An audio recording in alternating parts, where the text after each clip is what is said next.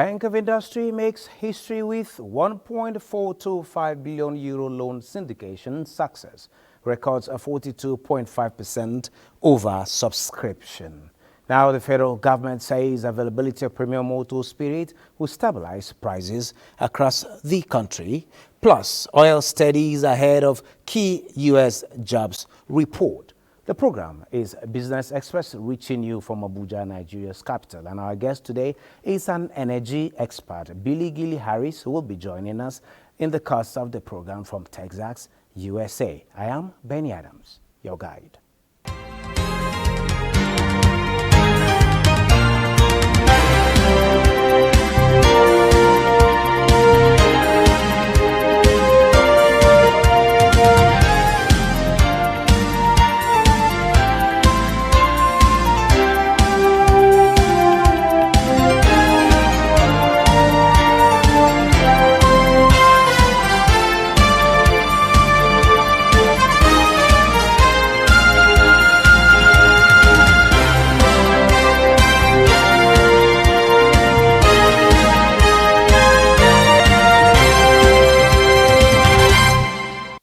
Join us at this time, and it's that time we bring you up to speed with happenings around the world of business, from the boardrooms to the market square. I'll start by telling you that the Bank of Industry, BOI, has achieved a remarkable 142.5% subscription in the senior phase of its 1 billion euro global loan syndication, securing 1.425 billion euro from international financial markets.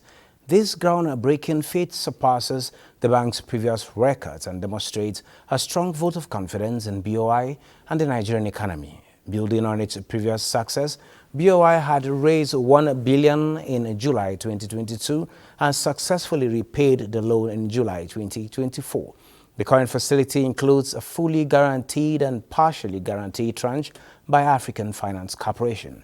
Managing Director and CEO of Bank of Industry, Dr. Olasupo Olusi, says the feat is a testament of hard work and dedication in providing low-interest, long-tenured funds to Nigeria's growing private sector, aligning with President Bola Ahmed Tinubu's vision. BOI has appointed African Finance Corporation and Standard Chartered Bank as global coordinators for the 1 billion euro syndicated term loan facility, with a potential increase of another 1 billion euros.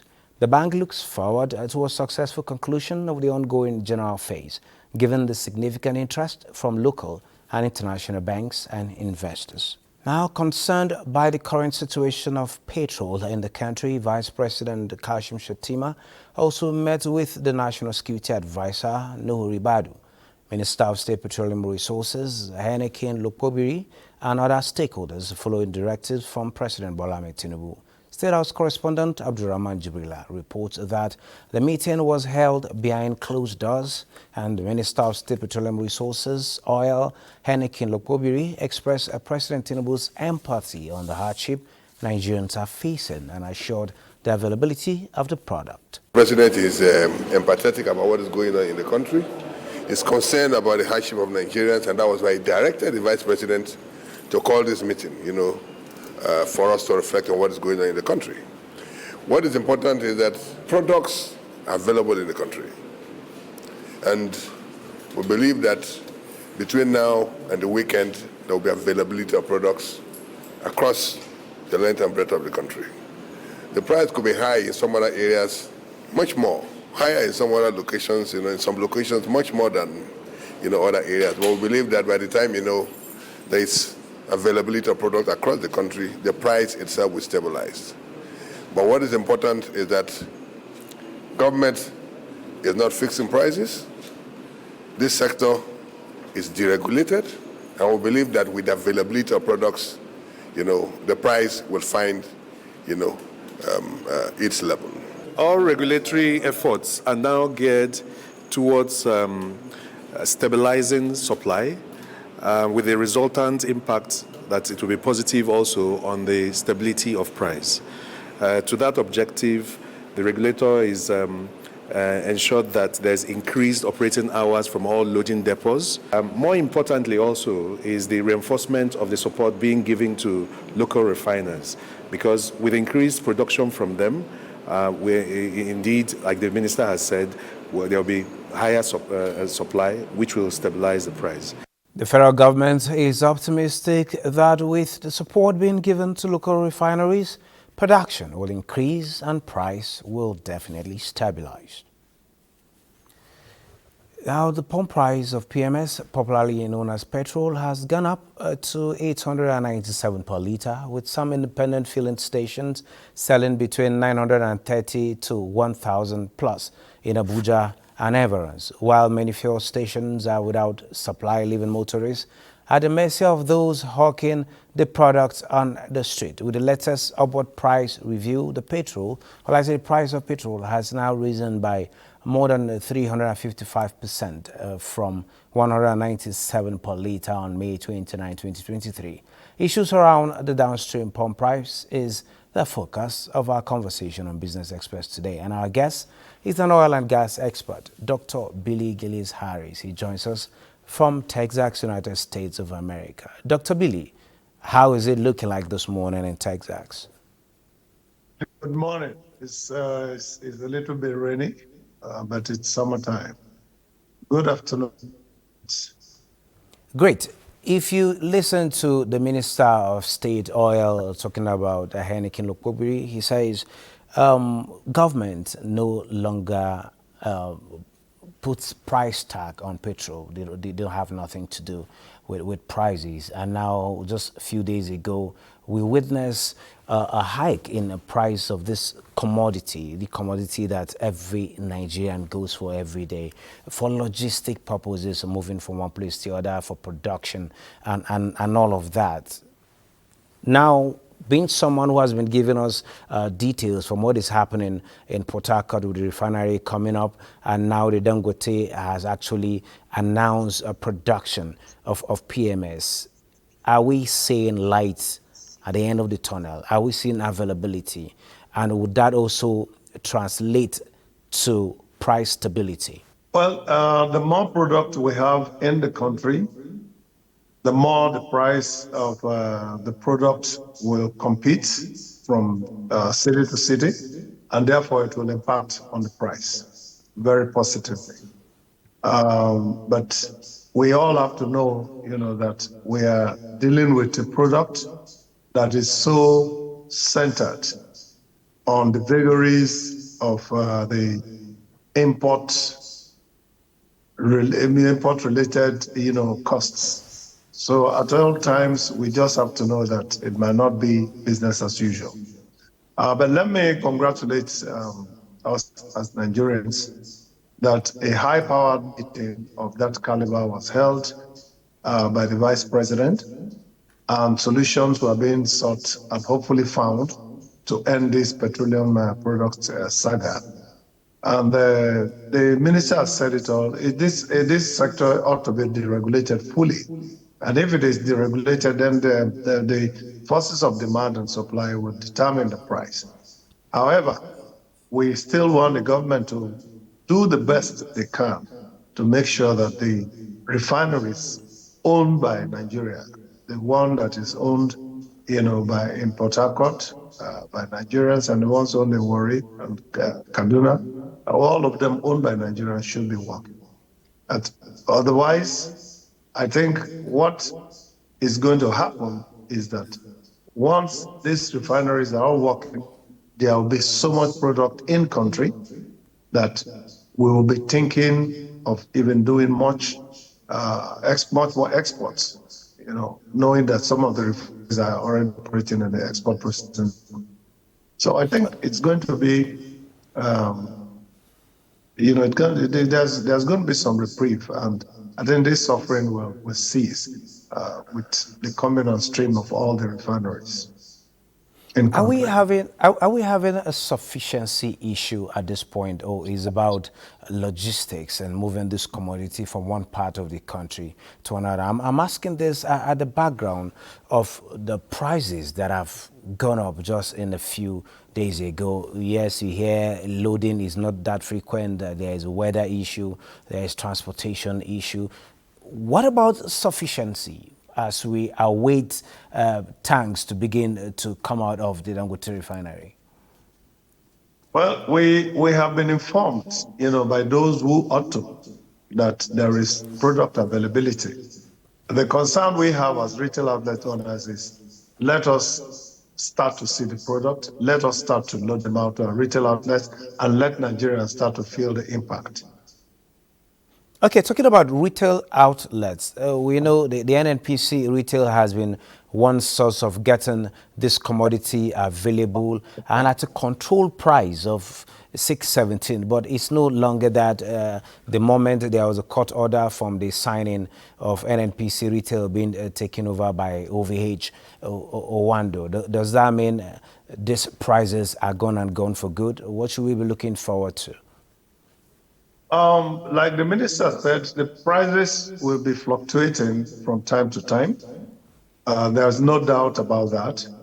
The important thing is that product is available and Nigerians do not suffer in moving from one location to the other. We will adjust, and I'm sure that we'll be able to get things working. It's such a very hard and difficult time, and like the minister said, the president is very empathetic about the situation. So that, for me, goes down well. But let us match, word with action, and make sure that petroleum products starts to roll out from this weekend. Okay, from your end, I know you've been at the forefront of ensuring that when these tankers are loaded from depots, they should be followed up, or will I say escorted, using technology to the point of delivery. This is to avoid issues or reported cases of diversion of these products, because we are still having cases where we hear that some of these products are actually finding their way out of this country. Can you confirm that at this point? And what efforts have been made or been put in place from your end and government to ensure We this stops? certainly know that there's quite a lot. You heard Dangote explaining how products from his refinery will be tracked.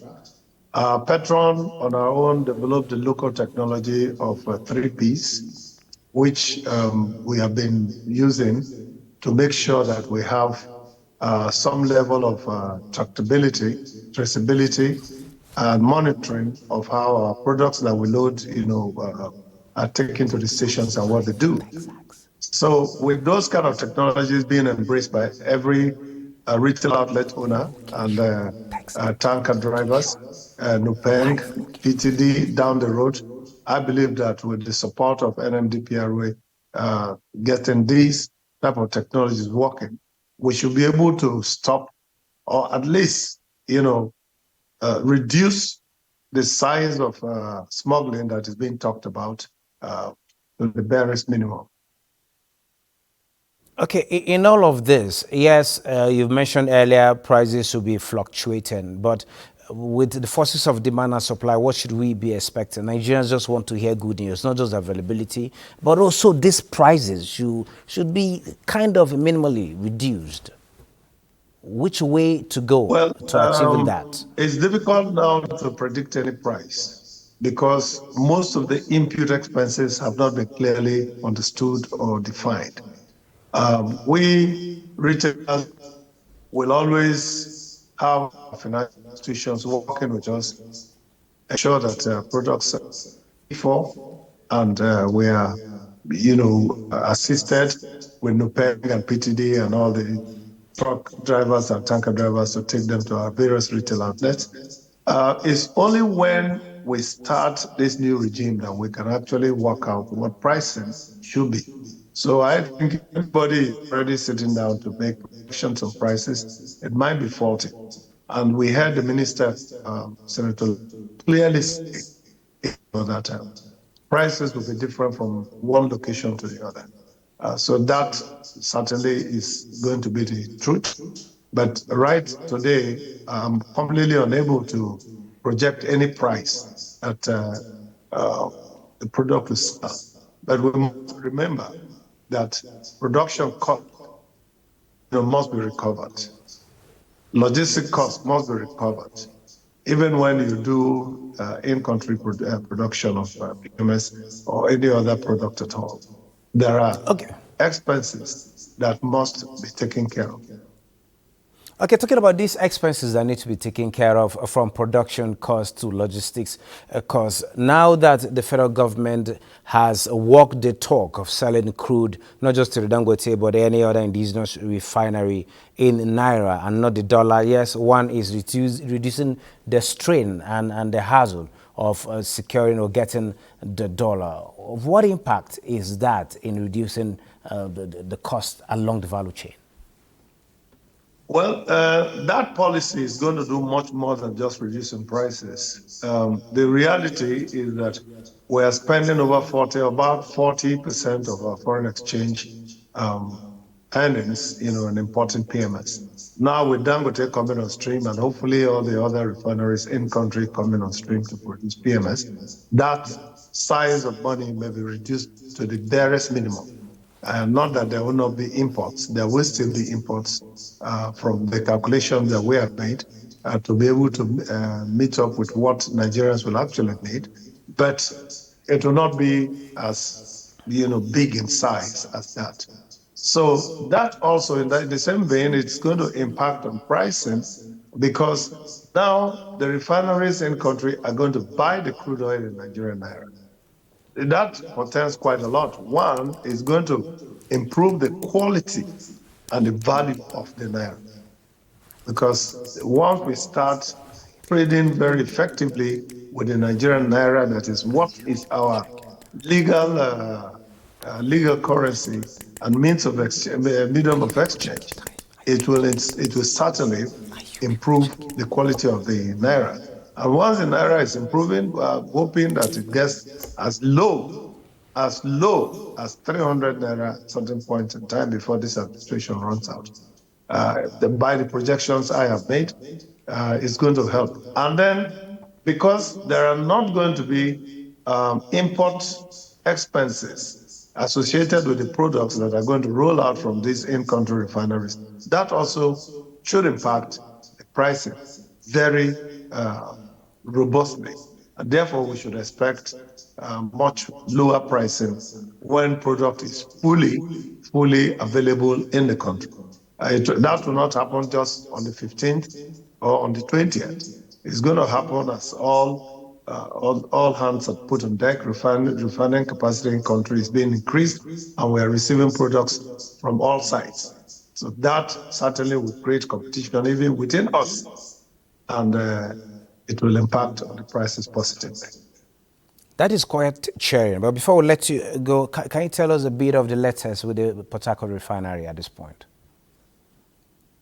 Well, Port Harcourt refinery, before I came out to do my transactions on how we can help even in bringing additional product, which is the reason why I'm actually here in Texas. In the month of July and early part of August, I led a team of technocrats, experts, traders, and we had very, very robust review of the situation. And we came out with a very strong pass mark for what the refineries and the managers have done. The gentleman in Warri, Engineer Offair, and the other gentleman in Port Harcourt, Engineer Ibrahim, and their team are working around the clock, to ensure that the refineries are up and doing. And I give them credit. I give them kudos. I give the same kudos to the Minister of Oil, to the GMD, and even the President, and encourage them to put more effort to make sure that that refinery comes on stream this September, as it is promised lately. So I think the refineries will roll back again. They'll roll back into life. And I'm very confident about that from what I saw. Thank you very much, Dr. Billy Gilly Harris, for giving us the latest insights on the way to go for Nigeria's energy sector. It is actually quite cheering, all the information you reeled out this afternoon. Enjoy your stay, and we wish you fruitful deliberations in Texas as you work towards ensuring energy sufficiency in Nigeria. Thank you so much. Now, oil prices ticked up in Asia trading on Friday, with investors exercising caution ahead of key U.S. employment data as they weigh a big withdrawal from the U.S. crude inventories and a delay to production hikes by OPEC Plus producers. Brent crude futures rose 13 cents to $72.82, and U.S. West Texas Intermediate crude futures were up 12 cents to $69.27 for the week. Brent was on track to drop nearly 8%, while the WTI was headed for a decline of almost 6%. There have been mixed signals on the U.S. economy this week ahead of non-farm payrolls data on Friday that is expected to be key to the size of a U.S. interest rate cut at the Federal Reserve's September 17 to 18 meeting. Now, gold hovers near one-week high ahead of the U.S. jobs data. Let's now see how other commodities are trading today.